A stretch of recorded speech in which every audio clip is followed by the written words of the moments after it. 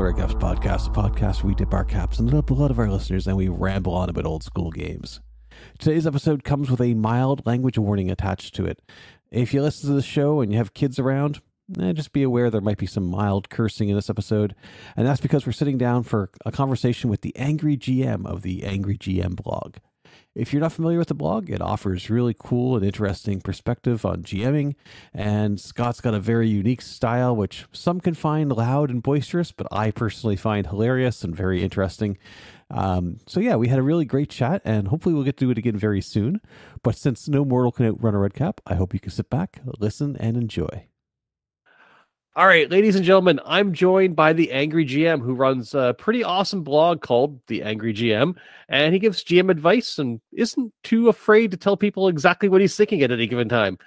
Welcome to the podcast, sir. How you doing today? Good. Thanks for having me. Oh, I'm sorry, I'm being too friendly already. I'm always kind of, anytime I've read your blog, and I've been reading it for a while now, anytime I've read it, I don't know how much of what I'm about to say will resonate with you, but I always kind of think of it as like the strong bad / Homestar Runner era mixed with the angry video game nerd. Okay, very strong influences both, to be fair. Another one, and this is where the cartoony aspect comes in, because if you look at my art, it's very cartoony, and I, until 2 weeks ago, used Grawlix for all of my swearing, but the Grawlix have finally been phased out. So Yosemite Sam. Yeah. From the old Looney Tunes. Mm-hmm. So I'm sure that whole persona has generated a bunch of feedback. Where did the persona come from? Like, what made you decide this is the niche I'm going for, to kind of, set the tone for everything? Well, actually, it wasn't so much a niche, or it wasn't so much a tone or a persona as much as it was legitimate bitterness. Okay. No, this is one of those stories that it was funny at the time, but now, 12 years later or 14 years later, I kind of regret. But back in around 2007, I was not active in the online role-playing game community at all. I had my home games, but I did a lot of convention stuff and local game store stuff. I started to get online when Wizards of the Coast did their big push for 4th edition. They announced it was coming out. Everybody was really excited. It was a really exciting time. That it was one of those, I think it was the last time when everybody was super excited for a new edition. But anyway, I got involved. I started hanging out on the Wizards of the Coast forum and things like that. And this guy was looking for someone to co-host a podcast with him about 4E content. And I contacted him because I thought it sounded fun. And we developed a format for a show. We built, the format, had 10 episodes, pretty good following out of the gate for 2008. And things were going well, and then we got contacted by a gentleman named Dave Noonan, who was a designer and editor at Wizards of the Coast. I think he started around the end of 2nd edition in TSR, and then, or at least he was doing Dungeon Dragon Magazine at that point. And then he worked on 3rd edition, but he was one of my favorite designers, and he did a lot of the official D&D podcasts. Around the transition point between 3rd and 4th edition. And he was a hero of mine. I was really excited that he reached out to us because he wanted to do the show. And over a Thanksgiving weekend, my co-host decided that we had creative differences. He took the show, scrubbed me from it, and that was that. I never got to talk to Dave Noonan except for years later. And I was just ousted, and he took the format that I helped invent. And I say this with a little bit of schadenfreude, then proceeded to run the show into the ground. So, but meanwhile, I walked away totally bitter. And I'm like, well, fine, I could do my own podcast. And then I realized that's a lot of work and I don't know how to do it. And all I had to do with him was just talk, because he did all the technical stuff and he had the equipment and everything. I still don't know how to do a podcast. So me either. So, I barely get by. So I said, you know what? I'll do a blog. And that'll be my blog. And I'm mad. So I'll be, because there was also this thing, like Twitter was really becoming big in D&D at that point. Like everybody who was in the community was on Twitter. And so there was a thing where there were all these people who had the something DM in their name. There was the newbie DM. There was the friendly DM. There's this DM, that DM. Everybody was the something DM. And I'm like, well, I'm pissed off. So I have an idea. And I became the Angry DM, and then I went and immediately bought a domain and web hosting and called it the Angry DM and did nothing with it for about a year because I'd had my revenge. And I never had really intended to do anything, but the other side effect of it was I got on Twitter. And there I just started joking and ranting and giving terrible D&D advice. You know, like DM tip, carry a gavel to symbolize your authority as a judge. And also you could use it to hit your players when they piss you off. You know, like tips like that. But that resonated with people. And then I had an idea for how to build staged boss fights inspired by God of War 3. And I'm like looking at the D&D 4e engine because which has they've got the staged fights basically in 4e, right? Like depending on what the health status is of the monster at different points. Yeah, they sort of did, and there was actually, because 4e had this idea where, first of all, 4e was kind of unique in, you know, post 2000 D&D in that it decided that the baseline combat would be designed around the same number of monsters as players. Okay, whereas 3rd edition, 5th edition, the challenge ratings were all balanced, like a party against one monster. Right. But 4e said, no, groups are better. And it's true. It leads to a more dynamic combat experience if you have a group of combatants running around. But then what 4e failed to do was figure out how to scale that down to solo fights. So 4e was a lot worse with the whole tank and spank mechanic than anything. You're not the tank and spank approach where you would just have the party swarm a baddie, it would get knocked down, and then they would just beat the crap out of it. So I'm like, I have a better idea, and I basically took their like standard monsters that were meant to be 4 monsters to a party and said, what if I just stack all 4 monsters inside one skin? And then you can build things on the stage transitions and whatever. I'm like, I wish I had something to do with this idea. Wait a minute, a year ago, I bought a blog. And so that was my first article, and it took off a bit. So, but I've been saddled with the Angry DM ever since. You say saddled. Has there been, I'm sure you get feedback all the time, but is it resonating mostly in a positive where people are like, oh, that's really cool? Like right before we started recording, I was like, you know, that I kind of dig the persona a little bit. Or do you get a lot of people that get just like they're offended, or they're like, this is ridiculous, stop doing that? Like, do you get both, or is it one more than the other? Or? Obviously, I get a lot of people who actually think the persona is the draw, and after a while, I realized that there's a benefit to the persona, because if you've read any of my stuff, you know I write long form. Like I write long, okay, and I dig deep into every idea that I talk about, and I will go for 3, 4, 5,000 words. Okay, the only way to get people to read 4,000 to 5,000 words of stuff is to keep it consistently interesting, and one way to do that is to have a unique voice. So that worked out to my advantage. The other thing that works out to my advantage is there are people who are immediately turned off by it. Okay. And there is this phrase called getting the garden to weed itself. Mm-hmm. Because I'm a fun-loving guy. Okay. I remember when we could just have fun in a hobby, you know, and when we could joke around and just, you know, that kind of a thing. And I don't want to lose that. The sort of person who goes onto my blog and says, this guy can't even swear properly, and he thinks players are idiots, I can't listen to him, is the sort of person I don't want listening to me anyway. They're not someone I would invite to my table. Right. So, you know, they keep themselves out now. Yeah, I like that phrase, the garden that weeds itself, because if, you know, the people who are getting what you're doing understand that it's a persona, understand that that's not necessarily that it's meant to be a lightning tone. And those who get offended, well, there was no saving that person for you anyhow. So if they get offended and leave, so be it.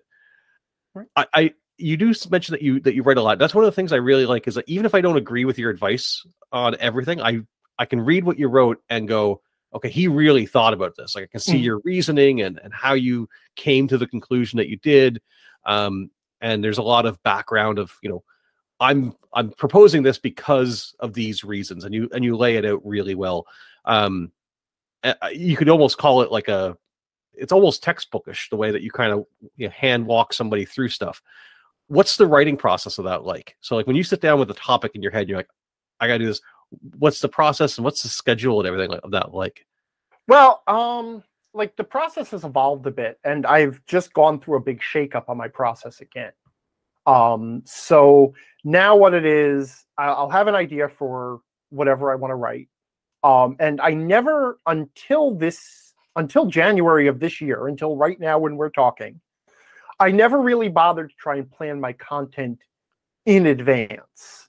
And that caused some serious problems. And now that I'm doing that more, where I know what I'm going to be writing for the next couple of months here or there. But my first step is I will sit down and basically free write a summary or a description of the article I'm going to write. So it's going to be like, I'm going to introduce narration techniques. And I'm going to talk about, first I will explain why narration is important. And then I will explain why it is important to speak directly to people, especially if you're online. And I'll just sort of just describe the article. I will then print that out and then handwrite an outline from that and say, okay, these are the headings, these are the major topics. Make sure it's all organized so that it'll, so that it flows logically from setup to conclusion. And then from there, I will take the outline and then I will draft the article from that. And I'll just, basically just bang out the words. After I've done that, I will close it, walk away for at least 15 minutes, but preferably a day. And then I will come back and rewrite every section. Like I'll read the heading in the section, and then I will rewrite that whole section. And that's when I'll usually punch it up and make it angry. I mean, it starts there. But like I've also over the years developed a sense of there's an ebb and flow to it. Okay, like if you read my articles, you'll notice that the angry persona comes and goes. And the more deeper I'm going into a serious topic, the more the angry persona fades in favor of making things clear. And then once I've hit a point where, okay, I've gone too long without being angry, I will suddenly jump in with a bizarre metaphor or swear or something, or just do an aside where I just abuse my players or abuse the industry or make fun of Jeremy Crawford or whatever. So I've developed a sense for that because it helps, I know how much time a reader has before I'm going to lose them. It's timing, kind of like how a comedian has to pace out a set and go with the ebbs and flows of it in terms of picking your points, or the way a GM has to be aware of the ebb and flow of tension at their own table. Yeah. So yeah, there's a lot of crossover in all of this stuff. But I was gonna say, I noticed when I was looking through on the blog there recently, you had a post for what your plan was for this year. Mm-hmm. And one of the things I saw on there was production codes. You were mentioning how this was your first time planning out stuff ahead, and you actually had production codes on there. And I was wondering, like, is that like a day job influence on how you decided to do this, or did you go and pull inspiration from somewhere else of how you're kind of, the script is in this stage at this point, and it's going to be at this stage and the next point, or what have you? Well, first of all, I should point out at this point, this is my day job. Okay. So, formerly I was an accountant. So, but I was not a very good accountant. So, like, That's why this is now the day job. I had to leave for reasons. Decimal points are really important, guys. You got to know where to put those. But no, so this is the day job now, but I used to be an accountant. But as far as the production codes, it's just because I got sick of not being able to find my files. Because I do pile organization, right? I throw every article I've ever written into a folder. Right. And I couldn't go back and find them. And also it killed me that they're not in order. So literally the production code is just there so that, when I open the window in Explorer, the things are in the order. Yeah. So for me with the podcast, I've got one big folder in OneNote where I've got every time I get a stupid idea, I just create a new note in OneNote. I call all the ideas episode X, and then a brief of that, and then I think of stuff I throw it in, and then once I do the episode, it's episode number whatever, like the thing gets renamed. So I've kind of got the pile too, where everything I've ever done is all in one spot, but I can find them only because the files are named in numerical order of how they go through history. So that helps me a little bit, but I can completely. I guess my episode numbers would be very similar to your production codes in that standpoint, and just an organization standpoint. I mean, not to ruin the great mystery here, but the production codes are actually very, very simple. They're just I write 4 features a month. So the production code is like F and then 0103 for the 3rd article of January. Right. There's not any great mystery to it. And the other, I had to start doing that, especially because I started doing the recordings, which are bonus content for my supporters.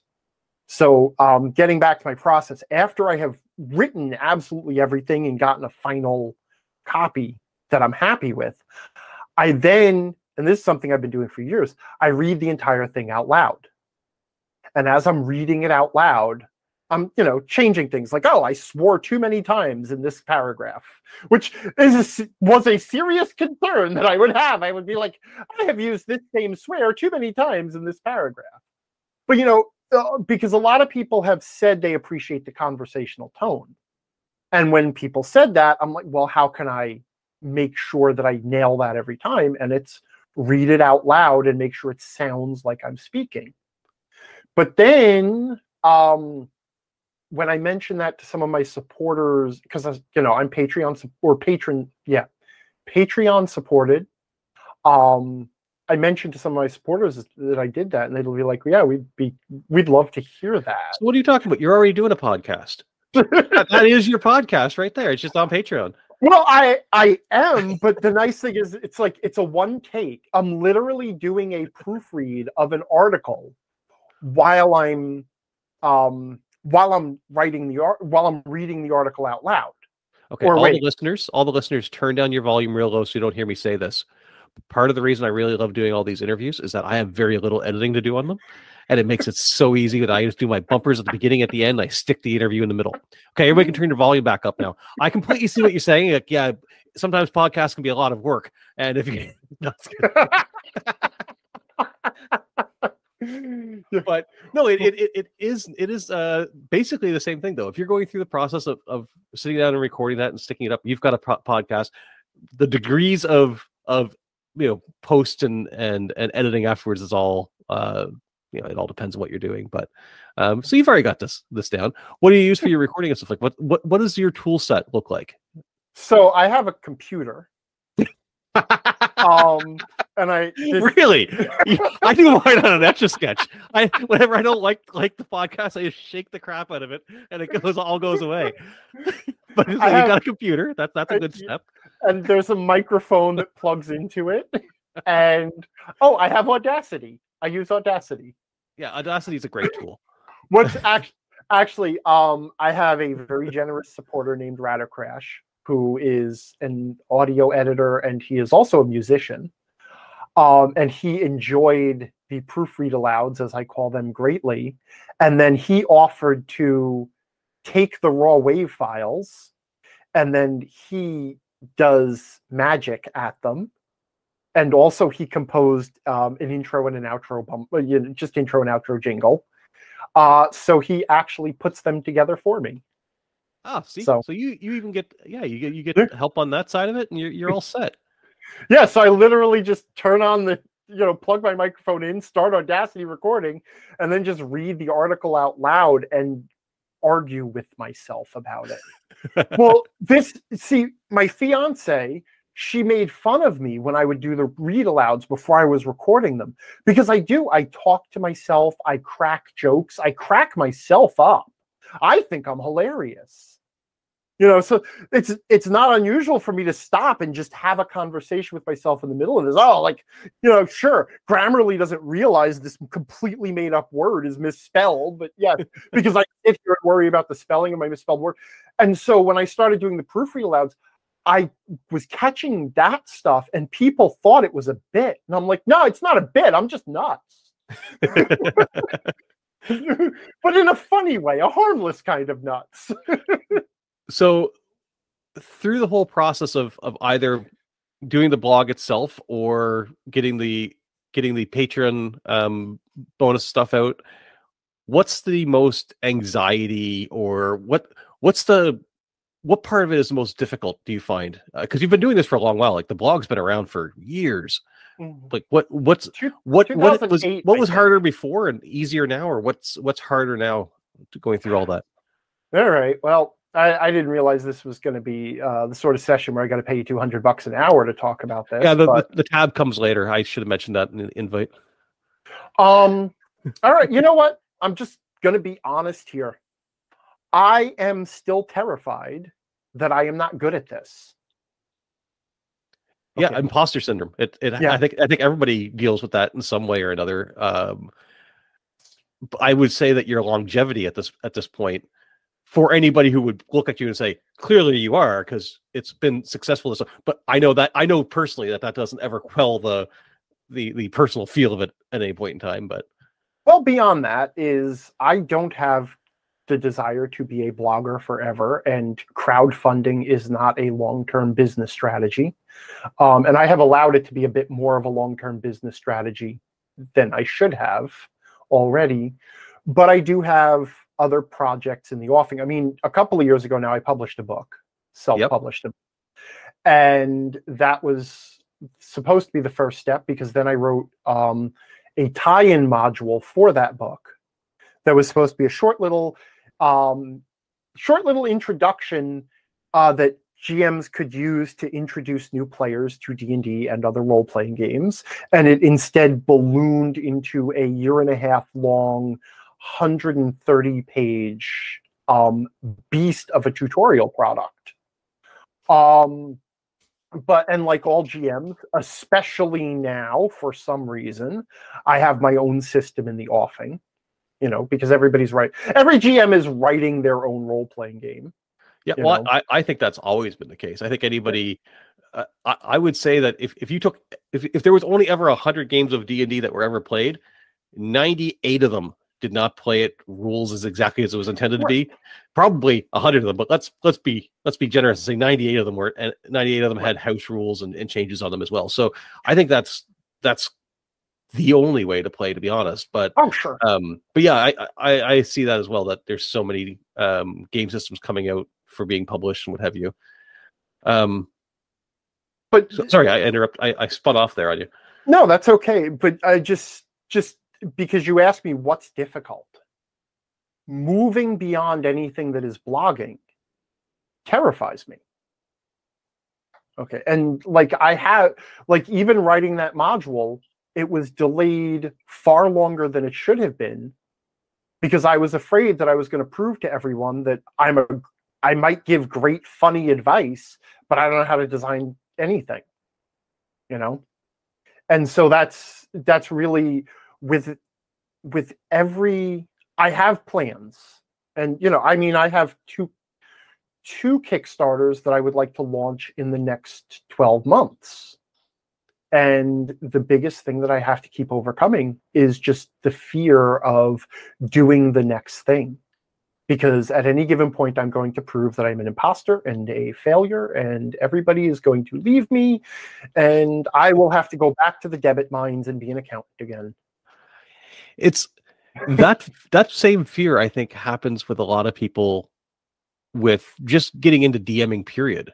Mhm. Like, I think there's a lot of people that sit down, they've read the books, they've read your blog, they've gone and watched YouTube tutorials, and you're like, okay, I'm gonna go set up a game with my friends. And then when it gets close to the time to actually pull the trigger and do that, they go, oh no, everybody's gonna realize that I'm not very good at this. And that anxiety creeps in on folks. There was an article, I don't remember who published it, a bunch of people referenced it over the last like 6 months or something, about how D&D, especially 5th edition, had a DM shortage. Like that there was people that there was way more players. I mean, there's always been way more players than DMs, but way more than normal. That there more than the crop of GMs that exist can support the player base at this point. Is exactly. Yeah. And a lot of the reasons behind it was people being shying away due to either anxieties or thinking that expectations were too high, or the social pressures that were involved in it. Do you think that's due to misconceptions from players about how GMing should be, or is that a symptom of other things about how the game has been presented to people? Well, let me. I'm going to take a different tack here, and I mean this can go into the weeds now, because obviously with Wizards of the Coast, there's a lot of stuff going on. Yeah, I'll come back to a more recent shitstorm later on, but yeah. I think that's kind of related though, because I question the conclusion. Okay, so here is the problem that we see. There is a shortage of GMs. There are far more players who want to play D&D than GMs who want to run the game. Right. Okay. So the conclusion is the way GMing is being presented, or the way GMing is so scary, no one wants to do it. But hasn't that always been the case? Isn't GMing has not gotten any more terrifying? I think so. Here's my view on it. And I don't know how to. I'm not sure how well this will be worded without coming off as if I'm like knocking on an industry that I'm not actually. I don't really have anything against. But I think there was part of the 5e popularity was the abundance of online streaming of games. And traditionally, at least whenever I was growing up, people learned the game. Either they went and they got a book and they sat with the book and they learned it that way, or they had a neighbor or an older brother or a friend or somebody went, I got this cool book, you got to come play it. And that's how they got exposed to the game. Okay. There's a lot of people that are getting exposed to the game without having that personal connection to it. Like not having that person sitting down and showing them. So they're watching a tutorial on it, essentially, or watching one person's view of how the game gets played via a stream. And so then there's never that moment of like, oh, I want to run that. It's just like, I want to play that. So they don't, like, I think a lot of the original groups, you had one person that was looking for players and they went and they found people and said, hey, come play this with me. Whereas now you've got a lot of people that see it and now they're like, I need somebody to run that for me, but none of them seem to have the want to be the ones that set it up. Now, see, and that's a very interesting point. Okay. But what I think is, okay, there's two different ideas that I think we're talking past here, or talking that are kind of like passing each other. Yeah. So because you're not talking about the scariness of GMing here either. I know. I think that becomes more of an excuse. Right. Right. I mean, yes, DMing is scary to a point, but I think I think because they haven't sat down with they weren't exposed to it from somebody that they know. Like it's different. If you see a personality online do it, it would be the same as watching, Bruce Lee do kung fu on a movie. Well, you have an unreal expectation. You're like, I can't do that. But if your buddy down the street runs a game, you might be like, oh, well, if Jimmy can do it, I can probably do it too. And it reduces some of that off of you. Okay, hold on a second. Have you ever watched a professional sports thing? Okay. Have you ever played an amateur backyard sport? Oh, yeah. Okay. Have you ever watched like Wayne Favre or Brett Gretzky or whoever, because I don't sports ball, but have you ever watched one of those people and thought, I'm going to go get myself a sports ball and I'm going to go out in the backyard, my friends, and I'm going to be Brett Gretzky? As an adult, no. As a child, sure. But as an older adult, I can quickly go, I can't do that. Like, I can't perform at their level. Okay. So I think when you were a kid and you had that, like, I'm going to go out there and be Brett Gretzky, you were not Brett Gretzky. No, of course not. Did you care? No. You just kept doing it anyway. Okay. I don't think there's really much to say about the whole idea of people. I'm watching Critical Role, an obviously professionally produced television show with actual actors. I could be Mike Mercer. I don't think anybody seriously thinks that. No, I don't think anybody mistakes their ability to do, you know, the voice acting and everything else. But I think it's a couple of things. That somebody looks and goes, oh wow, look at the table setup they've got. Mm-hmm. And I think the whole way that it's presented, instead of it being the, hey, Stranger Things is also a professionally shot television show. When you watch those kids play, you're like, oh, they're just sitting around a basement table and they've got some pieces of paper and a few dice. And then you switch it over the other way. And I think obviously the streaming side of it with its high production values is done much more than what people saw of the other. So I'm not saying I'm not trying to slam on that industry, but I'm just wondering if that leads to people having an unreal expectation of what they need to do. Not that they have to live up to it, but that that's where the bar was set for them. See, and this is what I'm saying is, you know, I've looked at every other, you know, any other hobby or anything like that. It doesn't really stop people from getting involved to see professionals doing it.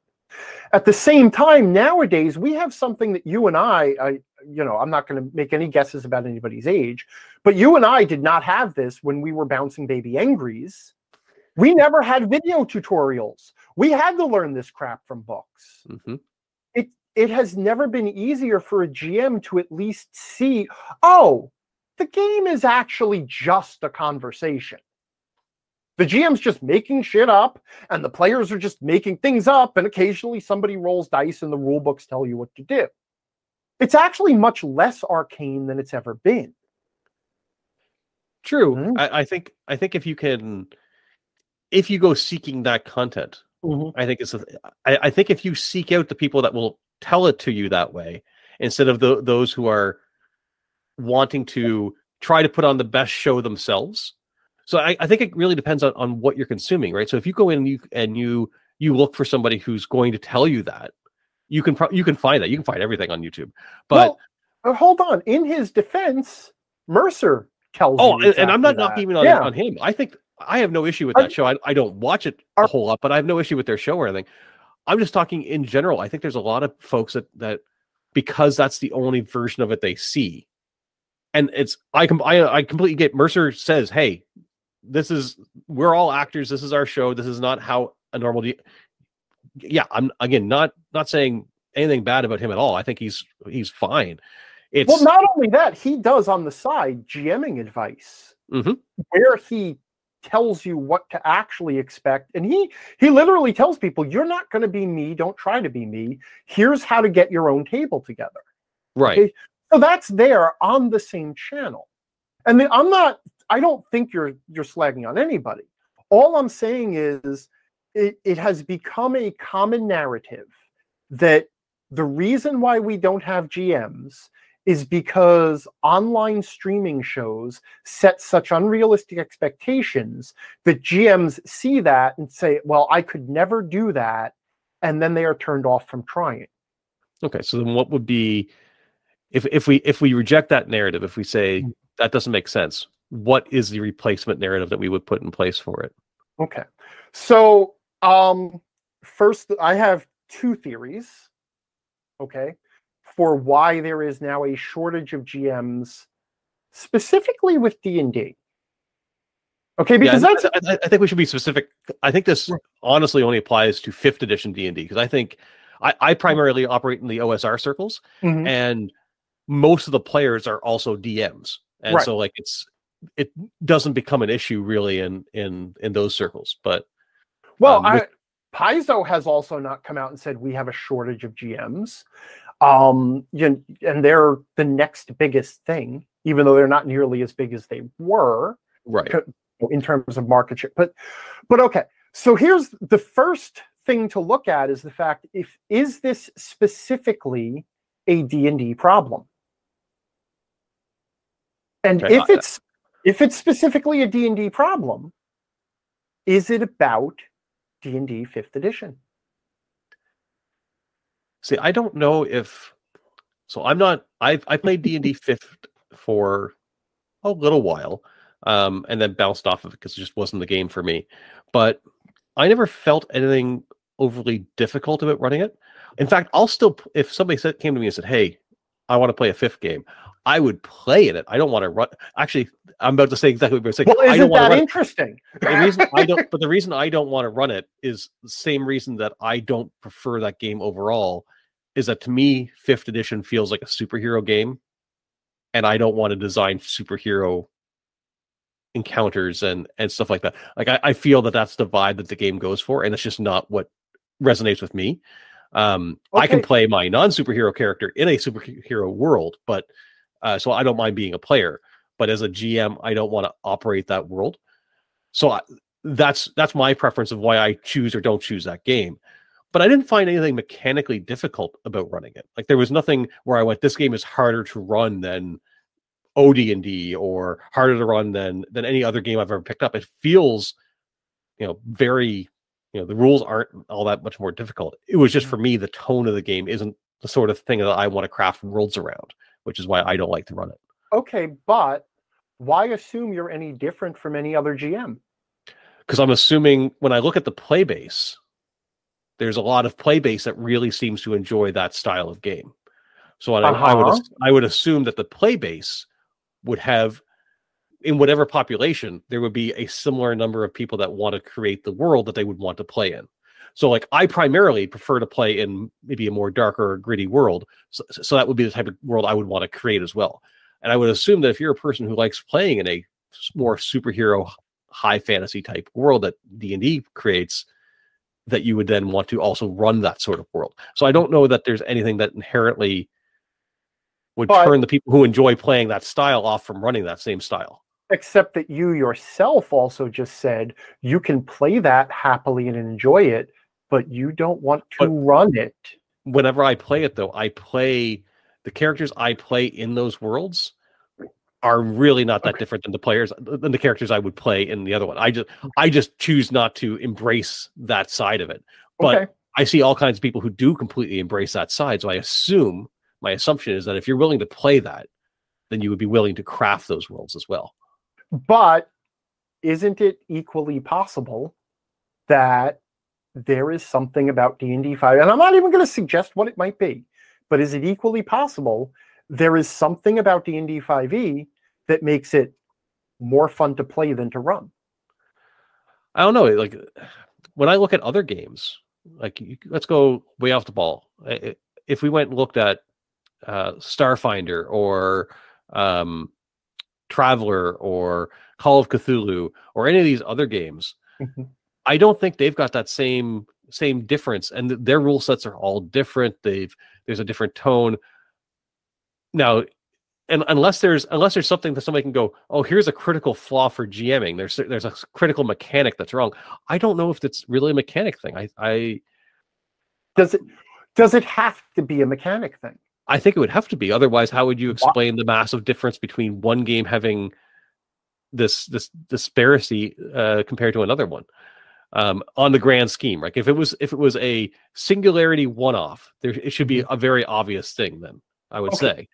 Well, okay. See, now, first of all, I'm not going to go ahead and like quote MDA theory at you here.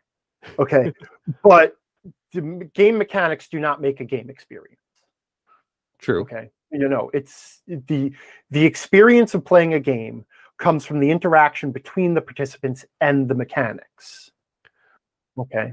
Agreed. Which means presentational issues, expectation issues, tonal issues, those all factor into the equation of what makes a game feel good. You can have a game that mechanically seems perfectly well written, and still, just when you sit down and play it, it doesn't click. It doesn't come to, like, for a lot of people, that was 4th edition. Yeah, I was going to actually say that exact same thing. It was mechanically very innovative. It had a lot of really brilliant mechanics, and I will sing its praises in terms of design until the day I die. And the whole game just didn't work. It was the most well-designed game no one wanted to play ever. Okay. But so I'm not suggesting what it is or even saying that this is necessarily the problem. But I'm just saying that if we have this situation where we're looking at one game that uniquely seems to be suffering from a shortage of GMs, and then we have GMs who are sitting around saying, I'll play it, but I don't want to run it. And I don't even know why. I just, it just doesn't feel right. Something's probably there that's worth examining. Okay. Without asking you to pinpoint, but then I was going to ask you to pinpoint. Is there something in there that you personally see that you're like, I think this might be not necessarily definitively what is causing it in that particular game?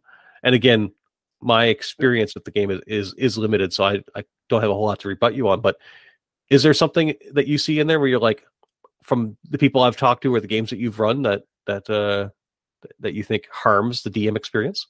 Yes, absolutely. I think it's a game that hates DMs. Or actually, I think it's a game that hates homebrewing. Interesting. And considering it's one of the most homebrewed editions of ever made. Well, I mean, that's because it's an easy... Because it's the most popular. But right, yeah. Exactly. It's an easy way to homebrew, but it absolutely hates being tinkered with. I mean, okay, I'll give you one example. This is a small one, and I wrote about this in December. Okay, let's take the advantage mechanic. Okay. Perfectly fine mechanic. You roll a d20, and if you have advantage, you roll 2d20, you take the higher. Right? Very simple way to hand out bonuses. Okay. By itself, it seems good, but advantage is now an overwhelmingly good mechanic. It is better than just about any numerical bonus that you can grant. Moreover, even if it's not, like, even mathematically, if I put like a +6 bonus is always better than advantage. Mm-hmm. Okay. Yeah, I think somebody mentioned. I'd have to look at the math. I think it's like a plus. I think advantage works out to +4 or +5 essentially, right? Yeah, it averages out to around +4. Yeah. Okay. But anyway, because of the way it feels, when the player's rolling 2 dice and they get to take the higher roll, that feels really good. And when something happens, like they roll a 1 and then a 17, they're like, oh, thank goodness for advantage. It saved me from that 1. Right? So there's all these emotions wrapped up in advantage.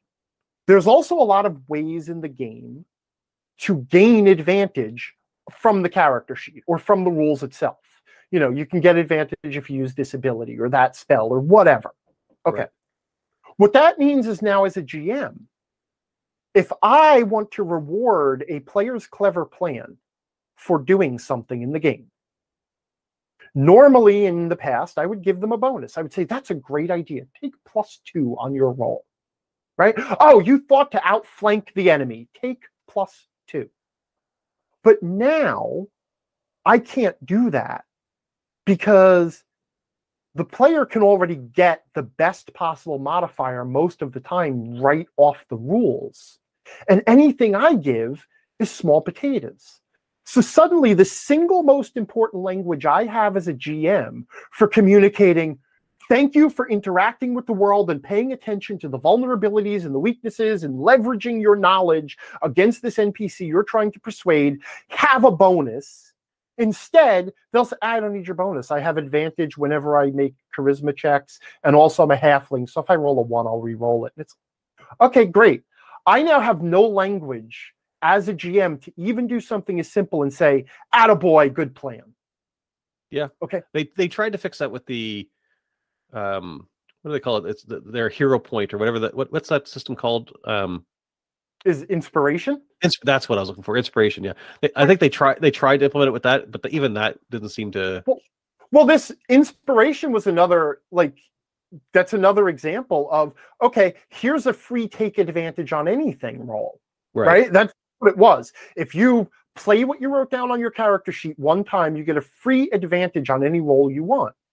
Well, now the next time you're in combat and you come up with the clever plan, I'm gonna outflank the foe, and I would say have a bonus. You'd be like, I don't need your bonus. I have inspiration, advantage, and there's nothing better you can give me. An advantage doesn't stack. Okay. Yeah. Now that is not the be all. I'm not blaming advantage for all the reasons why D&D 5e just feels a little icky to run. Okay, but it is one of the reasons right there. Okay, it's a tiny little mechanic. It's so innocuous and it seems like a clever idea. But then when you look about what it takes away from you, the game master, it's like, oh, suddenly I really don't have a way to make my players engage with anything other than what's written on the character sheet. Mm-hmm. Okay, it's just, like I said, one example. That is not the be-all and end-all of the argument. It's just how these tiny little things and how they feel can just leave you feeling, you know what, I don't even know what I'm doing wrong. My players, they have no interest in what is going on in the world around them. I set them up with chandeliers to swing off of and barrels to push over, and they don't do any of it because they're busy saying, well, when I make an attack and I'm using a light weapon and I have an ally within 5 feet, I have an advantage and do 6 extra dice of damage. Well, okay, then, I guess we didn't need the chandelier. No, and that kind of resonates with some stuff I've said too. Like I've made comments before that I find 5e players spend more time staring at their character sheet trying to find, and whether that's a character saying, well, I want to roll this skill that I have, rather than describing what they're doing and me saying, okay, now you can go and roll that particular skill if we have a skill-based game, or if it's a matter of the individuality that kind of comes with 5e characters due to the complexity behind them. So I can see where you're coming from with that. Those little things will add up to annoy or bother a GM. I guess my reason for not picking that out at the beginning was, again, the whole idea of, if you enjoy that as a player, then would you not also enjoy running that as a DM? And since I don't enjoy it really as either, it's, I guess I lack a little bit of the insight on that a little bit. But no, it's just, like I said, it's just all these little things. But you say skill-based system. D&D is an attribute-based system. It's supposed to be, but it's 5th edition is not. There you go. Okay. Another weird little design choice. It wasn't meant to be a skill-based system. And the D20 mechanic is not a skill mechanic. It is an attribute-based mechanic.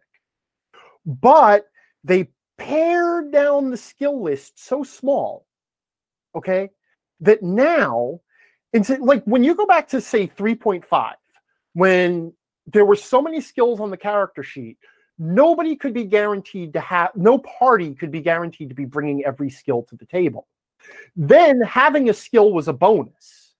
It's like, oh, okay, well, I don't have the skill for this, but we got to climb up this cliff anyway. So we'll either have to come up with a clever plan or just, trust our fates to strength checks. Okay, right. But now every party is guaranteed to have every skill. There's too few skills.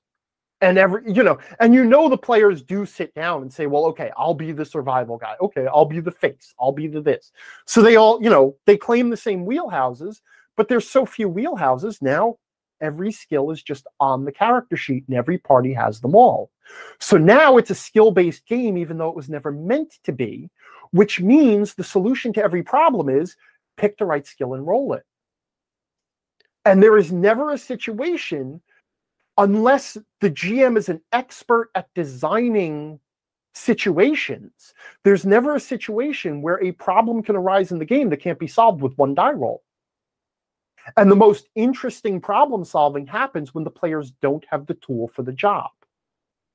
Yeah, I mean, it's the whole entire reason why encumbrance and proper inventory management and what have you makes the game interesting, is because you have to make decisions about what you've got and then how you use what you've got.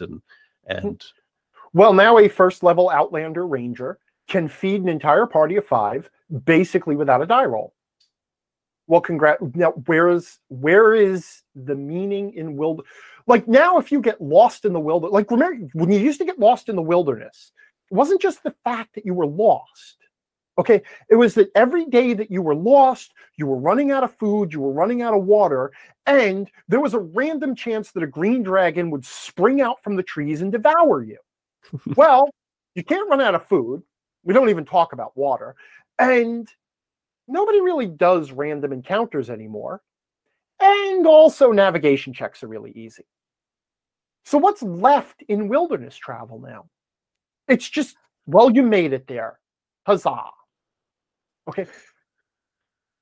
So all these stripped down mechanics that make it really easy to play and run the game have also robbed the GM's ability to build meaningful challenge and meaningful choices unless the GM is an expert at doing that. Like I can sit down and write a meaningful quicksand challenge that cannot be overcome simply by a player saying, well, I have the survive quicksand roll, and then rolling it, okay? I can do that, but it's hard. And I can't do that for 6 or 7 encounters a night every week. So just building meaningful challenges and encounters has become really, really difficult because the game has stripped away so many of the levers and buttons that you used to be able to push to build those. And, you know, you can go back to any edition and see the levers and the buttons that a GM could push. And a lot of them are gone now. So that actually is a someplace I was going to go with that conversation. You mentioned one of the first things that you emailed back to me whenever I approached you about coming onto the show is you said, hey, I'm not really into the OSR scene. You're like, that's not the style of play I play. You said you were familiar with it, but that's not the editions that you were with. I was wondering, it may not fit the angry persona, but if we were to go back and hit each of the major editions, what's the shining star, or what's the thing that you could hang your hat on for each one of those editions? And I ask only because I assume that you've looked at most of these, if for nothing else, just from a design perspective. I really can't say that I have, to be honest. So first of all, my experience started with the Mensa Red Box in 1998. And then I moved to Advanced Dungeons and Dragons because I wasn't a little bitty baby and didn't have to play basic D&D. And it was many, many years later that I discovered what a unique and different game specifically the Mensa series of box sets was than any other edition of D&D, which I now appreciate a lot more. But so I played AD&D second edition for I guess 12 years, I guess it would be 10 to 12 years. Third edition came out. I played that for its entire run. Fourth edition came out. I played that for 2 years and then started playing Pathfinder. Fifth edition, I played that. In the meanwhile, just so that nobody thinks that the only thing I've ever played in D&D, I also have played a crap ton of other games over the years. You know, I'm always curious about them. But I couldn't say now like what I seriously remember about AD&D second edition other than after you have a universal action resolution mechanic, then it just looks like a mess. You know what I mean? The big thing I remember about AD&D was trying to, okay, now we're looking for a secret door. That's a D6 roll. Or, oh, okay, saving throw. What, you know, is this, like, okay, falling down a pit, is that going to be a death save or is that a paralysis? You know, and like trying to remember all the weird little fiddly mindset because every rule was a little bit different. Nothing worked the same as anything else. So I have a really hard time even going back to pre-2000 with the advent of, you know what? This is what we're going to give you. You, the GM, here is one tool you can use to adjudicate literally any action anyone can come up with. There's 6 ability scores, fit it into one of those, assign a difficulty, and call for a roll. You know, and which is, at the end of the day, that's the only thing a GM needs. It's like, okay, you told me how to resolve literally any action anyone can blurt out of their mouth. I'm done. I don't need the rest of the rules. You know, everything else on there is just gravy. I've heard a lot of people make that same comment with regards to either AD&D first edition or even basic D&D on things where, why does the cleric roll this, and then the thief rolls, a percentile dice on this, and like why do we have these different rolls? I don't actually mind it. I kind of like the idea of there being some systems where it's not just a D20 and that's all you ever do. I get that it can be more taxing on the GM to remember, but I think for the player, especially if you're playing any character for more than a session, you would know what your mechanic is, and you don't really care what somebody else's character's mechanic is for it. But and I'll even say you go back to AD&D second edition or basic or whatever, and playing a character then was a hell of a lot easier than a character now after it gets up to about third level. So I'm not saying it's too hard, but the universal mechanic is a game changer. I'm just not, again, I get personal bias on it, but yeah, I can see why that would be something. So is there, you mentioned before singing the praises of 4th edition. Is there something, regardless of how 4th edition is perceived now, if you were to pull out one mythos from 4th edition or one design principle from it, what would you take and say this is something that was done right and we didn't keep it going, we should have? Okay, yeah, I'll tell you my favorite one. Okay, and this was more behind the scenes. This wasn't something that a GM usually saw, but it was there. You could design nothing for the game unless you knew what it was supposed to do in the game. Okay, so for example, every class had to have a strategic role and a source of its abilities, right? So you had martial characters and divine characters and primal characters, and you had defenders and strikers and leaders and whatever. You were not allowed to design a class for the game unless you knew what its role was in the team. Okay, which meant you didn't have any arguments. Well, what is the ranger even supposed to be? Or, well, the monk has 17 different abilities and he sucks at all of them. Or what even is a bard?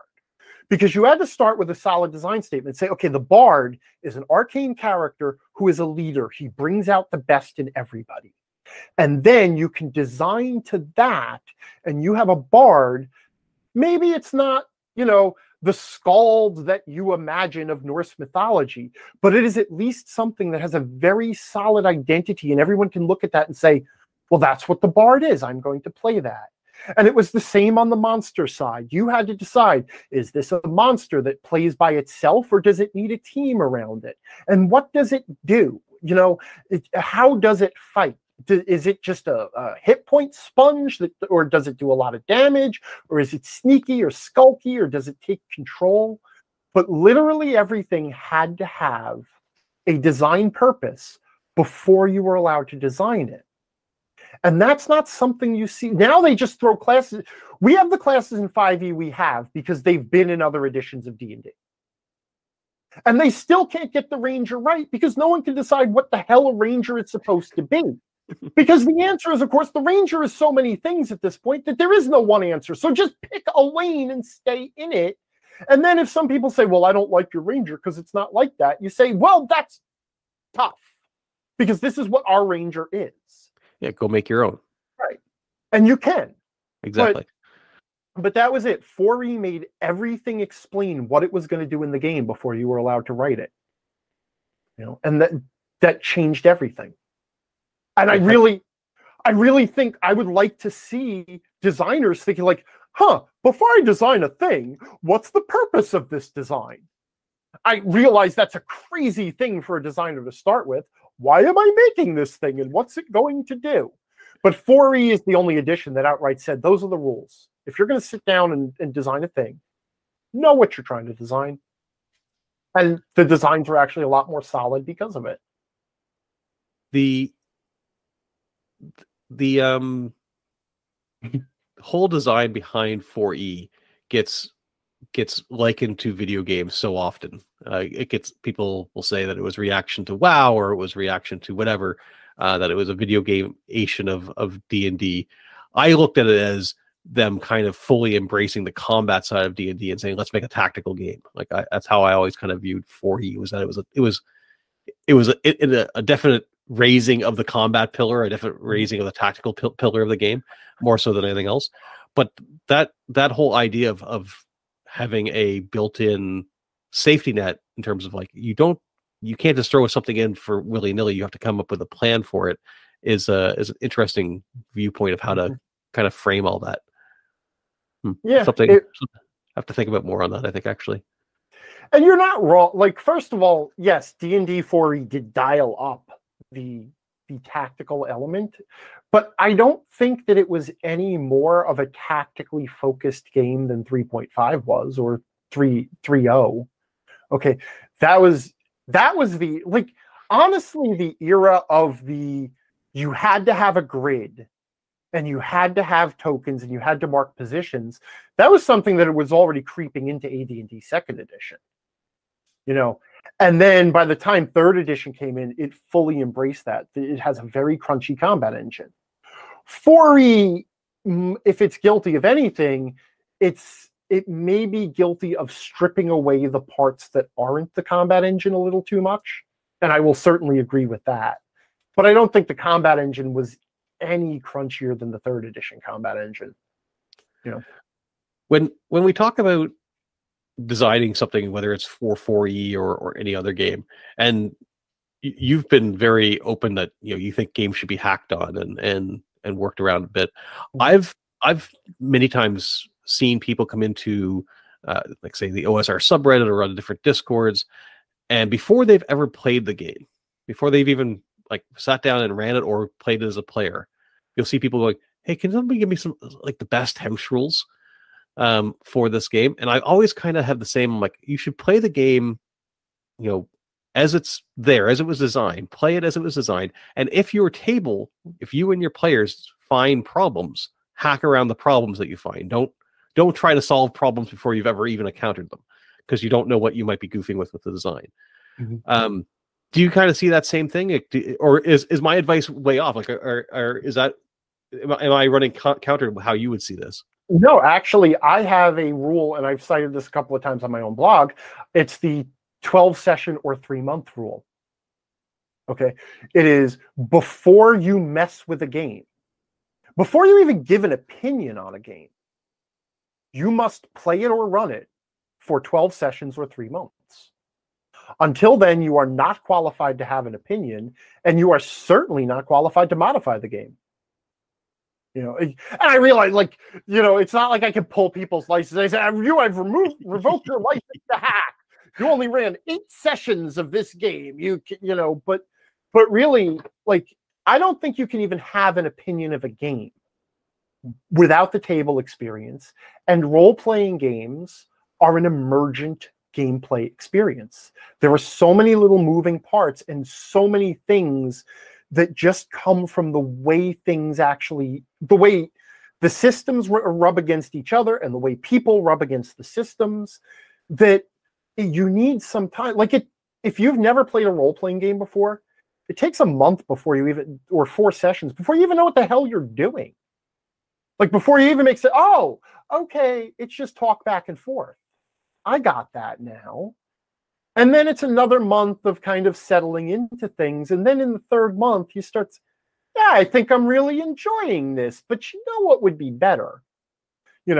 So yeah, I agree with that wholeheartedly. I won't give an opinion on a game I haven't played at least 12 sessions of. And I certainly wouldn't hack it. And honestly, I think if you're going to GM a new system, and I'm really hardcore here when I'm going to say this, if you're going to GM a new system, the first thing you should do is run a published module. Okay, because you don't even know how to write adventures for that game.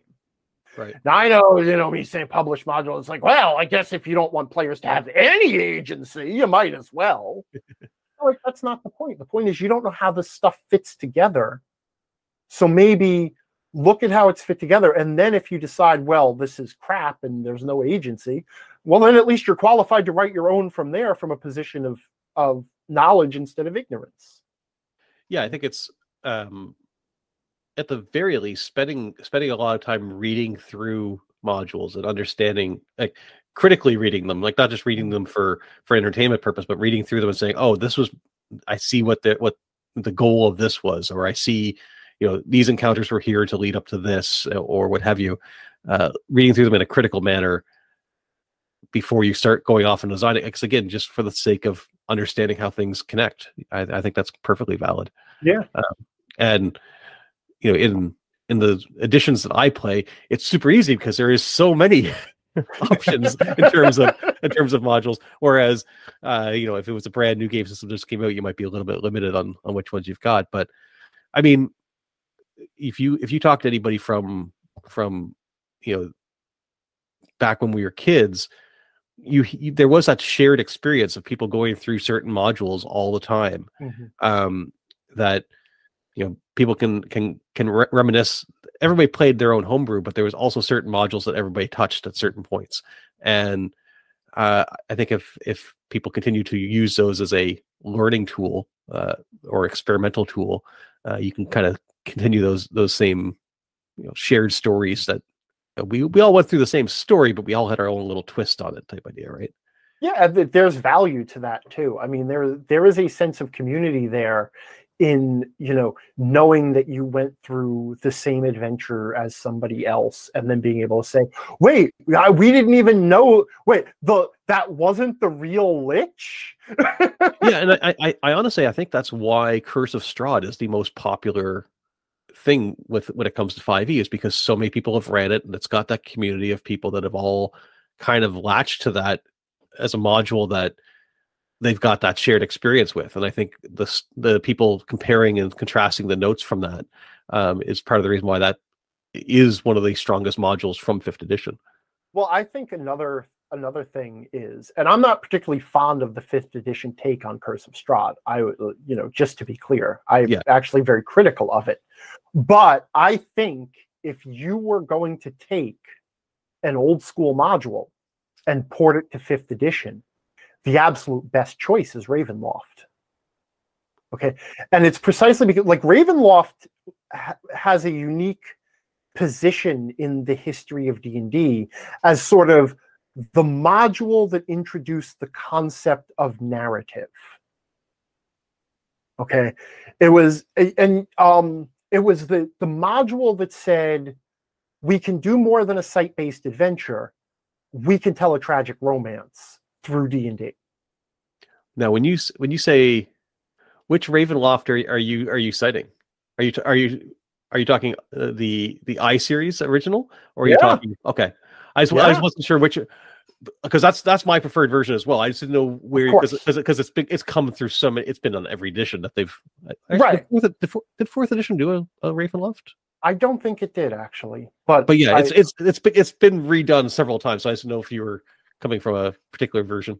But you know what I'm saying, though? In the development of the history of modules for D&D, that was sort of, it wasn't necessarily the first one that said, okay, here we can have a solid narrative, but it was the one that caught the zeitgeist of, we can use this as a storytelling device.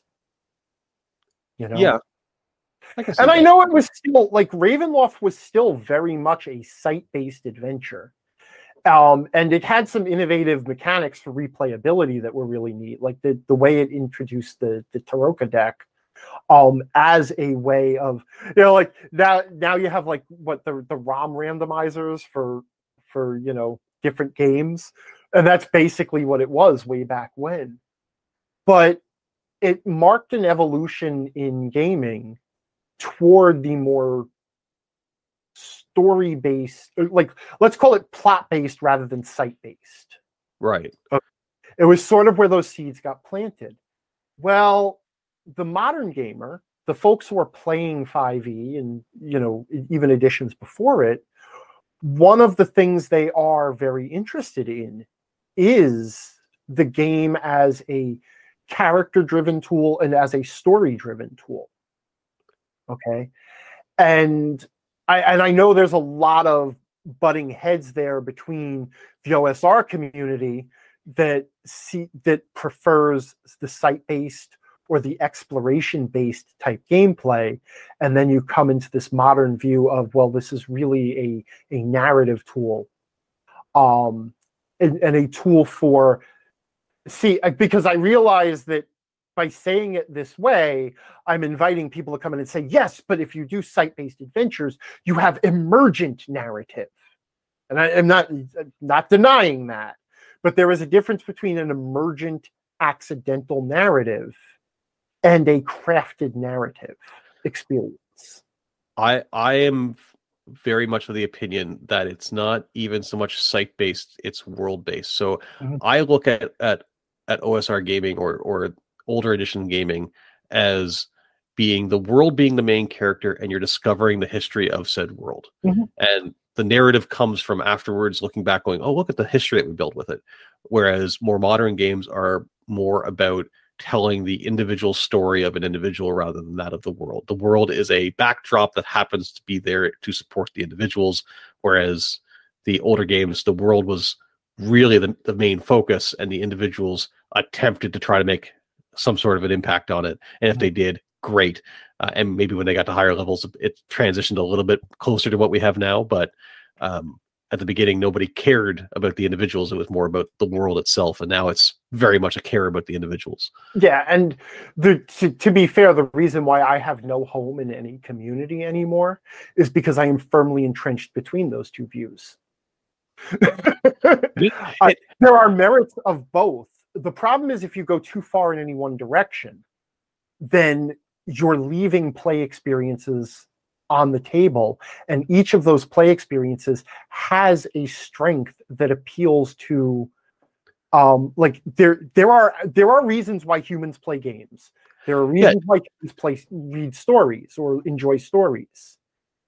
And trying, if you go too far in any one direction, you're giving up some of the most amazing aspects of human engagement. Yeah, even if you, even on a smaller level, just the name role-playing game. I've had people where you can look at it and go, you've gone all role-playing. There's no game left. And also the other way, you've gone all game, and there's very little role-playing in that either. The role-playing game, both words are both words are important. You need to have both in there, and where you mix that balance is kind of going to determine how much enjoyment any one given group gets out of it. But I kind of forgot the question that we were pontificating. I don't know if we had one. Okay, I will go back to. I've got 3 questions left for you. I know we're getting close to our time, so I'm going to go through 3 questions for you. Okay. Okay. So, lightning round. Yeah, I'm good at these. Lightning round. Question number 1 is going to be: you mentioned that you've already got a book out, and that you had other stuff coming up hopefully over the rest of this year, assuming everything can go according to plan. The God's willing. Yeah, the God's willing. What is the plan for the year? What is some of the stuff that you're hoping comes out? Should everything go kosher and as wanted? Well, the biggest one that I would like to launch around April or May, is a game tool that I call Tension Dice. Okay, it is a timekeeping and random. I'll say random encounter because that makes it clearer, but it's a random complication and timekeeping tool that is designed to bring back the old concept of turns and rounds hours, turns and rounds timekeeping, to bring back the pressure of, if you spend too long in a place, then there's going to be rolls and stuff's going to happen. But to combine it with the narrative tool of mapping the ebb and flow of tension, and also combine it with the personal experience that people naturally have with the passage of time. And it's actually a very, very simple mechanic. I've written about it on my blog several times because it's gone through a couple of iterations, and I meant to launch the project last year, but there were some economic concerns, supply chain issues kind of shot that down. Plastic and manufacturing became very difficult. So, right. Okay, so we've got a dice project, and Any written works? I am going to, and this is going to be toward the end of the year, and I don't have a specific date on it, but it is time for me to publish a sequel to my book. Whereas Game Angry, it was written to hand to someone who had never played a role-playing game before, and it would tell them how to get a party together and run their first game, and then get passably good at it.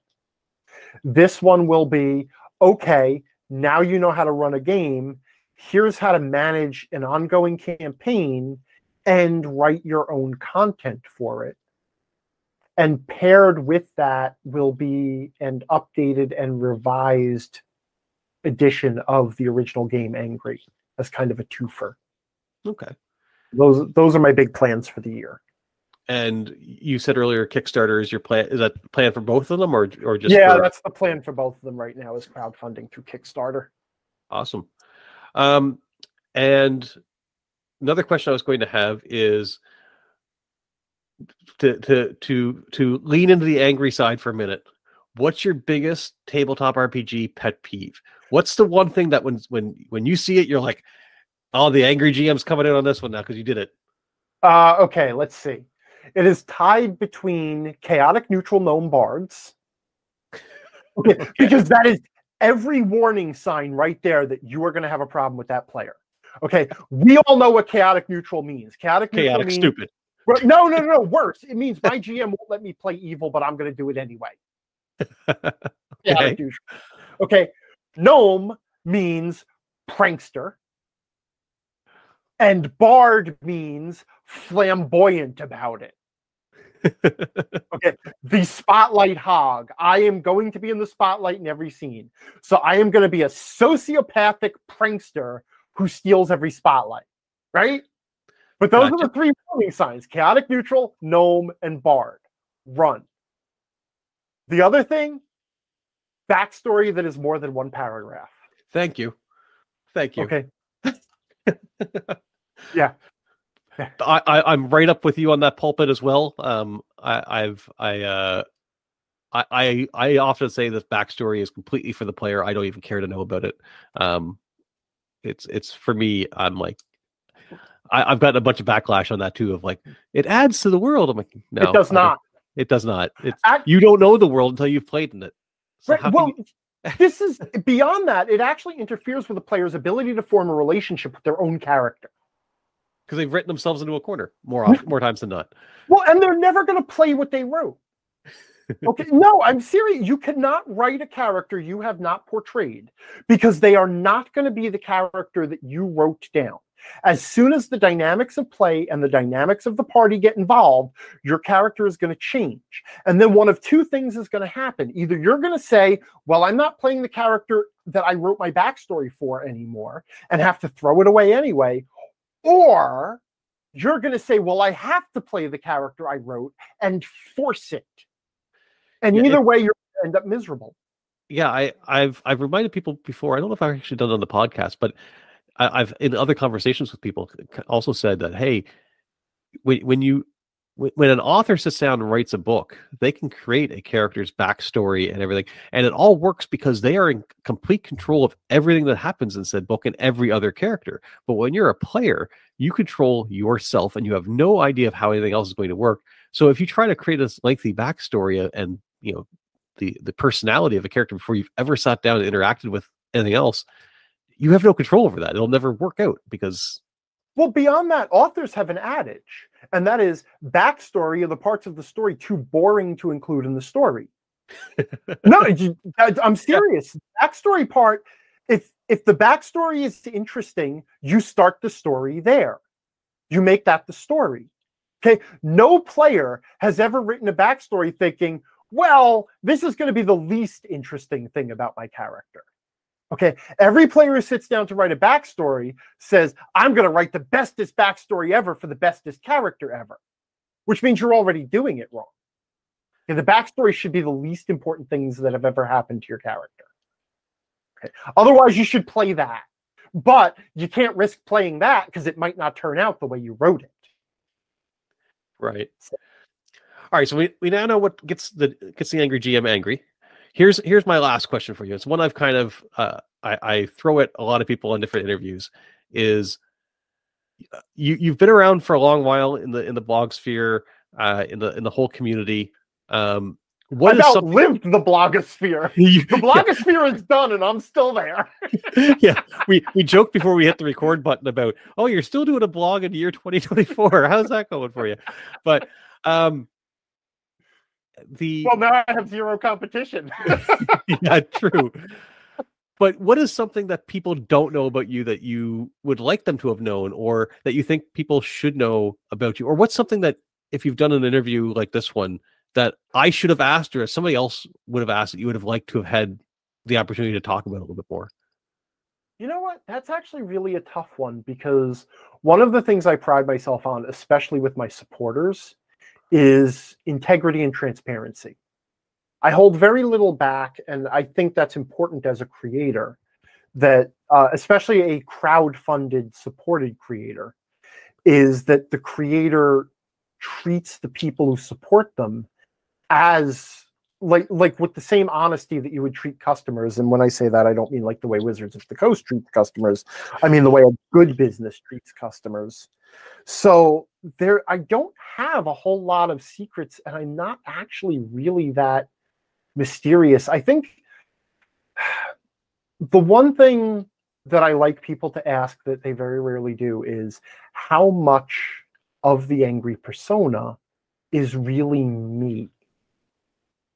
Here's your chance. How much of the angry persona is really you? Enough to keep me honest. There's a lot more of that in me, for better or for worse, than most people realize. That it's actually not as much of an act as it seems. I am very bombastic. I am over the top. I have actually had a player, she cried after her first session at my table, and then proceeded to have nightmares about me yelling at her. Wow. Yep. She is one of my best friends. She's my cousin's wife now, and they are my best friends. But nonetheless, the first time they played D&D, she apparently went home crying. And part of it is just that, like, I do have this sort of bombastic like, I will launch into a rant. It's like a Lewis Black style thing. And I'm not really that serious. Like, it's more for show than anything. But if you don't know me, it's like, is he really mad? But, there is a lot of me when I'm swearing at people on the blog and saying, how can people be this dumb? I actually mean it more than people think. It's like, what the hell is wrong with you people at this point? How can you still be making these mistakes? So you get the benefit of being able to say what other people think and then filter out, but you can say it and people can sometimes brush it off. Oh, that's just his persona. But you that has saved me more times than I care to admit. Oh, well, that's just your persona. It's like, yep, I guess it is, asshole. You do keep being you angry. He called me. But yeah. I think I know what's going to be opening the podcast now. So where should people go to find, if they don't, if this is the first time by some chance that they're coming across you, where should they go to find the blog, and what's the URLs? Where should people go to look to find you, either on the blog or elsewhere? Actually, the blog is literally the best place to find me, because everything else spawns from that. So just go to theangrygm.com. and you will find me there, and then you will find links to, honestly, I really do very little else. I've only recently started getting active on social media again. I took a long hiatus from social media, mainly because it became insufferable. It was too bad for angry. But, so that's it. The blog is where I'm at, and you can find links to everything else there. If you want to buy a copy of my book, though, you might want to wait, because there's a new edition coming. Which that's terrible marketing for me to say, but there's my integrity shooting me in the foot. I do have a store. It's at angry.games/shop. But if you just go to angry.games, that's my corporate headquarters. That's the site for Angry Games Incorporated. And Do you are you a person that frequents cons or anything like that? Is if people wanted to meet up with you at all, is that something you do, or is it? It's something that I used to do a lot more, but for some reason, the last 2 years, a lot of my con going fell off. Yeah, I wonder why over the last couple of years. Right? Yeah, what may have happened in the world? The last couple of years, it's just. But I'm exploring the possibility of going to GaryCon this year here in Wisconsin because I'm a Wisconsinite. But likely this year there will be very few cons. Just so my girlfriend and I are now fiance and fiancé. I don't know. Fiancé. And we have hunkered down and we are trying to hold on to as much money as possible for a wedding in about 18 months, which is another great reason to support me or support my Kickstarters because you'll be helping me get married. But in all seriousness, probably there will not be travel much for the next year. But after that, I would like to get back to going to conventions. I used to make it a point to go to Gen Con every year. I need to get to Origins, and I also like attending the conventions here in Wisconsin, especially GaryCon and GameholeCon in Madison. They're both wonderful conventions for different reasons. All right. Well, thank you so much for coming onto the show. Hopefully, this was fairly painless and a fun time for you as well. It was for me. And yeah, just thank you for coming on. It was a lot of fun to chat with you. I had a blast. Thank you for having me. All right, folks, that's going to wrap up this episode of the Redcaps Podcast. I hope you enjoyed. You learned something, that you were eager to come back for more. www.theredcaps.net has all the links to all the ways to contact me, and I would love to hear from you.